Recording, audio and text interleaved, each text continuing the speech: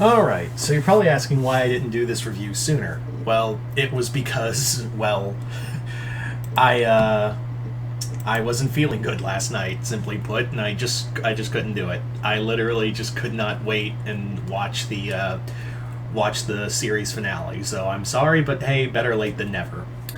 Anyway, yeah, that's what happens when you have a migraine and a, you know, body pain that's so great you just have to lie down and not wake up.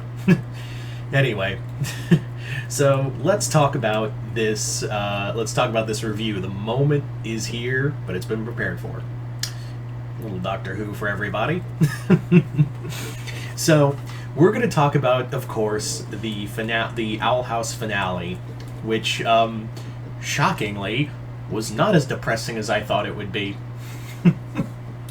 um, yeah, I like that it wasn't like we were all like that was the thing, right? Like I think we were all like generally terrified that Dana was gonna put some like grim dark like bittersweet ending, right?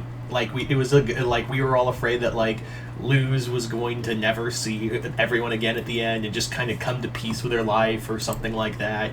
It was going to be one of those things, right? Like we all that was our genuine consensus. But hey, no. Turns out that's not what happened at all. And it's actually kind of nice. Um, so, the whole episode is them playing more or less like the Collector more or less messing with Ida, King, and Luz. And I gotta say, this was a lot of fun. This was a show that this was an ending that was, for lack of a better word, just kind of just epic. Like Dana and the rest of the crew put on a show for this final episode. They put on a complete and total spectacle. Talking about the character. I will say, and it's something I didn't really talk about beforehand, but I really hope in the future we don't do any more. Like, although this does kind of go into what Ruby's been doing lately with Ruby herself. Can we stop mentally torturing female characters? Can we like stop doing that, please? Because I saw that with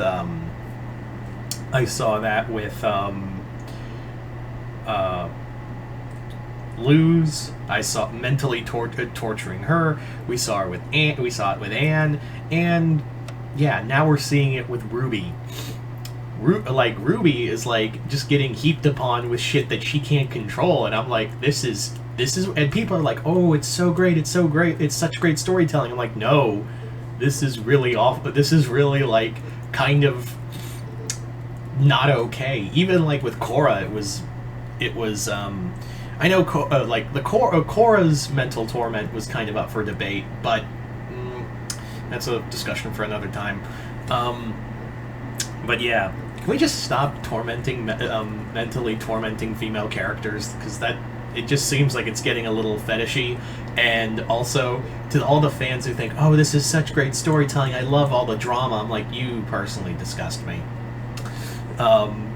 To all the people who like watching these characters get dragged through them. I don't watch these shows to watch my characters get mentally tormented. I'm going to go into a sidebar real quick. I don't watch these shows to watch these characters. This is why I dropped off of Ruby, and I recently found out that they like just decided to just fuck around. Just decide to mentally destroy Ruby with stuff she can't control, and I'm like, wow, this is really not okay. If you've been watching Ruby, you probably know, but I just decided to go back because everyone's been saying, man, they really are, like, this whole Volume 9 thing has been really weird and, like, also really damaging to Ruby. I'm like, so it's just another episode of Ruby. Let me go check. Oh my god, what are they doing to her? Also, congratulations for Blake and Yang. It only took you 5 fucking seasons. Anyway, that's a discussion for a Ruby show, not here.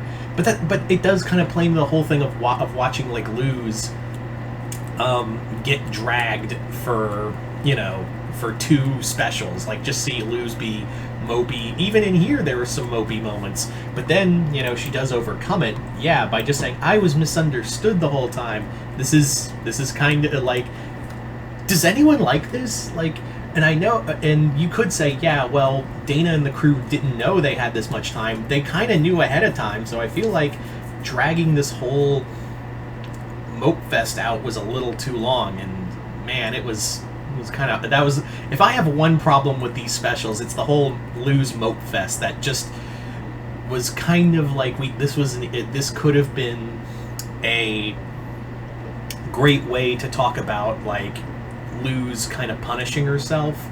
And I know, yes, they did Resolute with the whole, oh, I finally understood, and I have a new character, I have a new like accessory to me. I know, but like, that's not the point. The point is that Luz more or less punished herself, and everyone was just kind of overly accommodating to that, when in real life that's not how this works. Anyway, that's a conversation for another time. What we did get in here was a lot of great moments. So also, my inner Transformer fan, and I know some other Transformer fans are going to be like talking about like how Luz was, the glyphs are kind of like the language of the Titan, and we do see that the Titan himself and Belos' corruption to it, which we all kind of figured that was the end game with Belos. That moment, I couldn't help but think, oh, so Luz is a city speaker. For those who are unaware of Transformer fandom, city speakers are ones who can communicate with Titans in the Transformer universe, which are like Metroplex and other giant machines. One being Windblade, so I was like, oh, so Windblade and Luz have a lot in common. I also dug the Titan Luz design. Now everyone can be like, yay, Luz has a super form now, and got hers. Molly kind of got hers. So now Luz has one. Yay, Luz got an anime power-up form. Yeah. So, anyway, I thought that was kind of fun. Also, it's so great. It also ended how thank God I was actually right, but I'm pretty sure all of us kind of saw this coming of Belos dying and not getting redeemed. That was so much fun. He was still being that racist piece of shit that he always was up until he died, and it was so gratifying to watch. Like, we're better, you know, Luz like, I can't kill him, and then Ida's like, Ida, King, and Lorraine come in like, that's fine, we're totally fine with killing him, and they proceed to stomp the shit out of him. That was so gratifying to watch the three of them, who, more for the lack of a better word, probably, along with Luz, suffered the most under him. So they're totally fine with stopping the shit. Although I would have liked to have seen Luz kind of be like, I will, like, being like, I'm better than you, and stomp the shit out of him too. Join in the shit stomping. But, hey, still a good ending. And again, it's a lot of fun. I think Luz has been through enough trauma. I think Ida can take that burden for a hot second. The ending was really cool. I love all the adult designs. And also to all the fandom who said, like, Darius and Emberwolf are gonna adopt Hunter.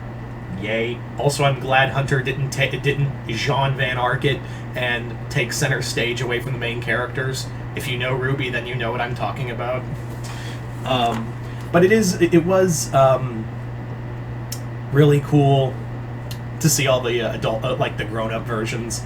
And again, it looks like Darius and Emberwolf have adopted Hunter. Or at the very least, I think he was also either that, or they insinuated he was adopted by Ida's parents. Either way. I like all the, like, Ida with a hook. She's definitely rocking the Captain Hook look. And King is now, like, the new center of magic, which, again, that was another thing a lot of people were afraid of, like, oh, they're gonna kill off magic, like Star Versus. I'm like, sit down, this ain't Star Versus. Dana's a more competent writer, I promise. And yeah, no world merging, and I didn't talk a lot about the Collector. I do like that it also went the route I thought it was going to go, of the Collector kind of being like, yeah, he was kind of an immature kid and had to be talked down to. I think we all kind of figured. I think we all kind of figured that was going to be the case, is that he was going to get talked down to and be like, oh, I am a piece of shit, here, let me fix everything, and went on his merry way, and is now like some cosmic traveler. I do like that. And yeah. Also, the whole thing of like saying that like some of the Emperor's Coven is still out there making trouble. I'm like, oh, so there's just fanfiction fuel everywhere. Wonderful. Yeah. It was a really good ending. Probably one of the best endings for a show. I don't know if I like this more or the Amphibia ending more. Like, I don't know. Gravity Falls ending is the GOAT. Let's be real. It's the GOAT of the ending, but of Disney Channel cartoon endings. But like, the others are really good. The Amphibia and Owl House are really good too. So, man, I don't know. But this was definitely up there with the others. So, at the end of it all, I salute you, Owl House, and yeah, now we just wait for the next big thing, right? We wait for the next big cartoon. Disney said they're no longer serializing shows except for Moon Girl and Devil Dinosaur. But that's okay. That's totally fine.